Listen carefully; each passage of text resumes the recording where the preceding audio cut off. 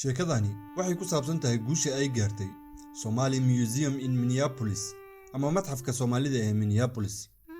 Ismaan Cali oo ah maqaaxile Soomaaliyeed ayaa magaalada Minneapolis ka bilaabay ururinta agabka farshaxanada iyo hidaha iyo dhaqanka Soomaaliyeed, isagoo isla markaana ku keedin jiray qaybta hoose ee maqaayadiisa.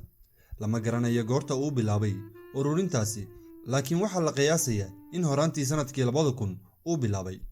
waxa lagu doodi karaa bilowgii hore ujeedada Cusmaan waxay ahayd in maqaaxidiisa uu ku qorxiyo alaabtaasi oo uu u sameeyo goob soo jiidata macaamiishiisa.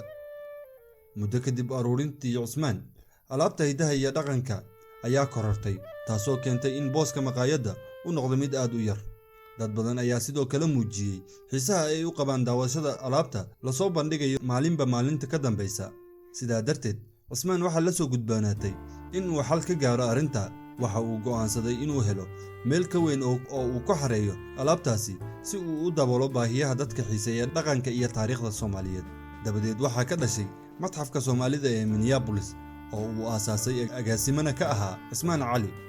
waxaa la sheegay in matxafka la aasaasay sanadkii 2011 oo albaabada loogu furay dadweynaha sanadkii 2014.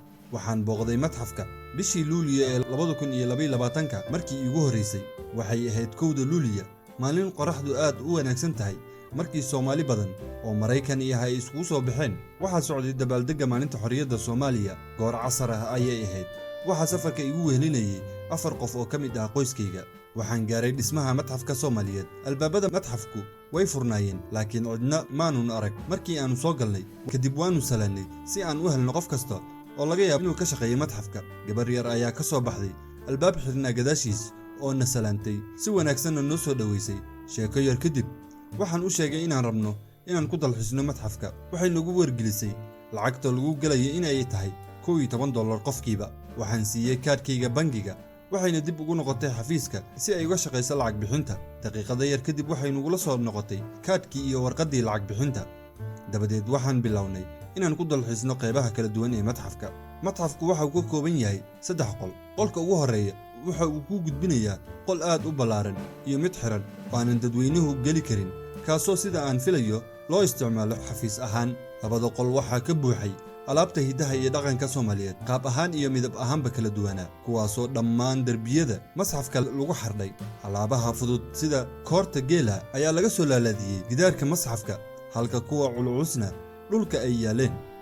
inta badan alaabtu waxay u badneed habnololeedka reer guuraaga xoolo-dhaqatada ee Soomaaliyeed. waxaa goobta lagu soo bandhigay dhiisha caanaha iyo haamaha biyaha, maalqacadda alwaaxa ah, saliyada reer guuraaga ah, saamaha iyo hargaha xoolaha, barshimo, toorey, dhammaan inta badan waxyaabaha ku saabsan hidaha iyo dhaqanka Soomaalida. sidoo kale isheen waxay qabatay aqal Soomaali aad u qurux badan oo laga taagay dabaqa, kaasoo aanu galnay si aan u aragno waxa ku jira. waxaa dhex taallay masalle ama dirin gacmeedka aad u qurux badan. sidoo kale waxaa goobta lagu soo bandhigay waxyaabo xasuus ah oo ka turjumayo halgankii gobonimo doonka ee Soomaaliya ay kula jirtay gumaystayaashii reer Yurub, hubka la isticmaalay, iyo sawirada dagaalyahanada daraawiishta kuwaas oo dagaalka kula jiray Ingiriiska iyo Talyaaniga 20kii sano ee ugu horeysay qarnigii 20aad ayaa ka mid ahaa waxyaabaha soo jiidashada leh. 10 sano kadib jabkii daraawiishta ee Ingiriiska, 13 dhalinyaro oo Soomaali ah ayaa aasaasay ururkii la magac baxay SYL Somali Youth League, kaasoo ummadda u horseeday xornimada sanadkii 1960. sheekooyinka iyo muuqaalada SYL oo ay weheliyaan dhammaan madaxweynayaashii qaranka soo maray ayaa sidoo kale ku jiray bandhigga matxafka. xaqiiqdii lama soo koobi karo. waxaan soo arkay waxyaabo badan ayaa yaalla goobta oo qofkii soo booqda waa uu la yaabi doonaa, waa uuna ku qanci doonaa. gabadha yar ee nacaawinaysay waxay ahayd mid xirfad iyo aqoon u leh dhaqanka iyo taariikhda Soomaaliyeed, wayna u dulqaadatay, waxayna si faahfaahsan uga jawaabtay su'aalahayga oo dhan. waxaan ku qaadanay matxafka muddo 1 saac dhan. waxaanu la sheekaysanay gabarta kaaliyaha ah oo aan weydiinay dhowr su'aalood oo ku saabsan matxafka. waxaanu la sheekaysanay gabadhii kaaliyaha ahayd oo aanu weydiinay dhowr su'aalood oo ku saabsan matxafka.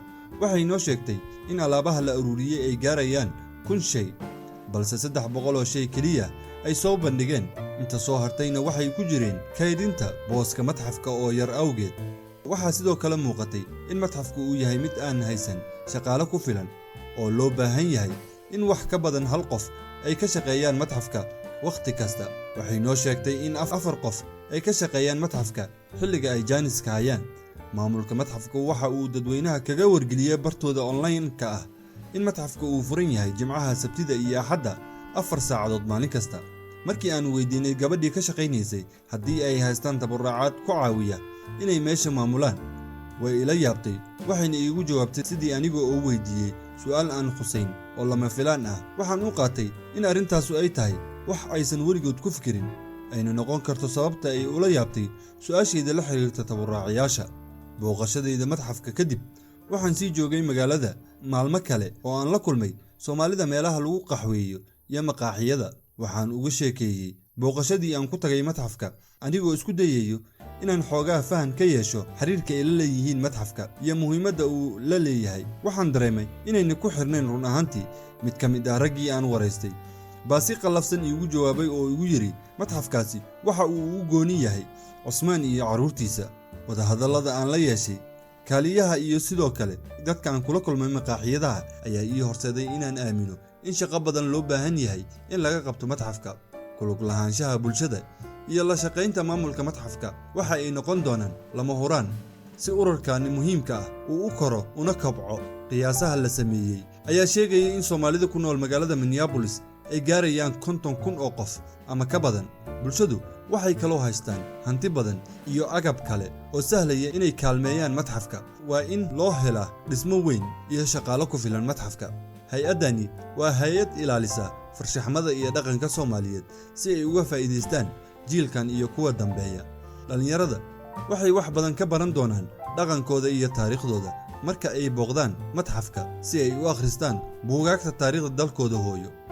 si taas loo gaaro, taageerada dhaqaale ee bulshada iyo iskaa wax u qabso ayaa lagama maarmaan noqon doonto. sidoo kale matxafku waa isha sharafka bulshada iyo wax ku biirinta guud ahaan shacabka Mareykanka.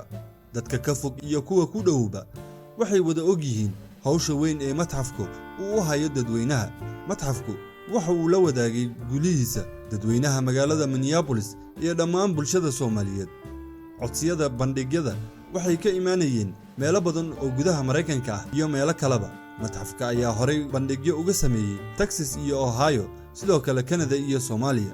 shaqadan weyn uu matxafka u qabtay waa la aqoonsaday oo abaalmarino lagu guddoonsiiyey. waxaa loo magacaabay mid ka mid ah bandhigyada ugu muhiimsan jiilka 2019 USA Today. abaalmarinta caalamiga ah ee Soomaalida ayaa sidoo kale aqoonsatay matxafka Soomaalida ee Minneapolis, waxaana la guddoonsiiyey abaalmarinta hal abuurnimada ugu wanaagsan ee 2017 ee lagu qabtay London, UK.